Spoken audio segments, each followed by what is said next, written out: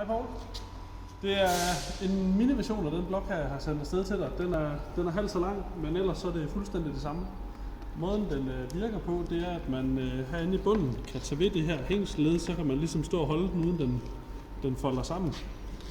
Når man så skal folde den ud, så tager man ved kun den yderste plade her, både i toppen og i bunden. Og så skal man lade den droppe vandret ned her, eller lodret ned må det jo så være. Og så har man den her. Og så kan man lige tage de her vipperarme og folde ud.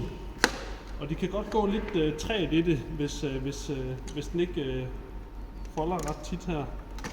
Det man så lige kan gøre, det er, at man kan lægge den ned. Og så lige hive lidt af de her søjler her, så kan man se, at de har sådan et bevægeligt led her. Og så kan man så låse dem her.